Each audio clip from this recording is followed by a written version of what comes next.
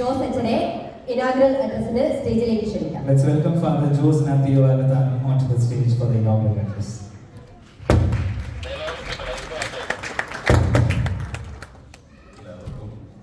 ഓണത്തിന്റെ മംഗളങ്ങൾ സ്നേഹപൂർവ്വം നേടുകയാണ്. പ്രസംഗം അവിടെ ആവശ്യമില്ല, നമ്മുടെ പ്രോഗ്രാം കാണാനായിട്ട് വന്നിരിക്കുന്ന ആൾക്കാരാണ്. തീർച്ചയായിട്ടും ഞാനിവിടെ വന്ന് ഓണം എന്ന് പറയുന്നത് നമുക്ക് എല്ലാവർക്കും അറിയാവുന്ന ഒരു കേരളത്തിലെ ഒരു വിളവെടുപ്പ് ഉത്സവമായിരുന്നു.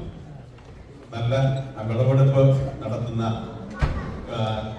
നെല്ല് കൊയ്ത് കയറി അതുമായിട്ട് ബന്ധപ്പെട്ടുണ്ടാക്കിയിരുന്ന ഒരു ഉത്സവമാണ്. പിന്നീട് അതുമായി അല്ലെങ്കിൽ അതുമായി ബന്ധപ്പെട്ട ഒരു ഐതിഹ്യം നമ്മൾക്ക് നിലനിന്നിരുന്നു.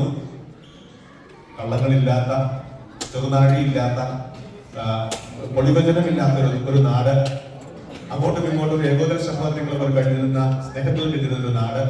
തീർച്ചയായിട്ടും ചെറുപ്പത്തില് 50 കിട്ടുന്ന ആൾക്കാർക്കൊക്കെ തീർച്ചയായിട്ടും വ്യക്തമായിട്ട് നല്ല ബോധമുണ്ട്. കാരണം സ്വന്തം നാട്ടിൽ സ്വന്തം കൃഷിയിടത്തിൽ നെല്ല് വിതച്ച് അത് കൊയ്ത് ആദ്യത്തെ കുത്തരി ചോറ് ഉണ്ടെന്ന ഒരു ചോറിന്റെ സ്വാദ്, അതിന്റെ സൗന്ദര്യം, അതിന്റെ നന്മ തീർച്ചയായിട്ടും ആസ്വദിച്ചിട്ടുള്ളവരാണ് സീനിയറായിരിക്കുന്ന ആൾക്കാർ.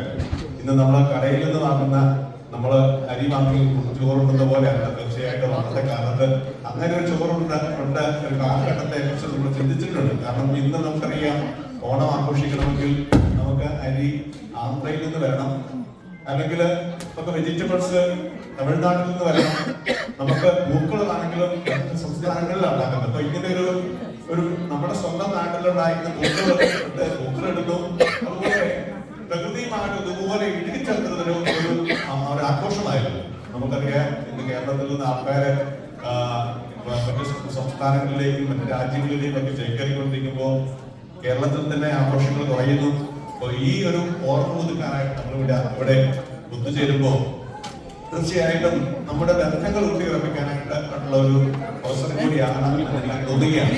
പരസ്പരം ഒരുമിച്ച് ജീവിക്കാനായിട്ടും കള്ളങ്ങളില്ലാത്ത പരസ്പരം സ്നേഹത്തോടുകൂടി ജീവിക്കാനായിട്ട് ഒരു സാഹചര്യം നമ്മൾ എവിടെയെല്ലാം ആയാലും നമ്മൾ ആഘോഷിക്കുക, അല്ലെങ്കിൽ അത് ആചരിക്കുക, അത് ബന്ധങ്ങൾ പുതുക്കുക എന്നുള്ളത് നമ്മുടെ ഓരോരുത്തരുടെ ഉത്തരവാദിത്വമാണ് മനസ്സിലാക്കുന്നത്. എല്ലാവർക്കും ഓണത്തിന്റെ മംഗളങ്ങൾ ഒത്തിരി സ്നേഹത്തോടെ ആത്മാർത്ഥമായി നേരുകയും ചെയ്യും.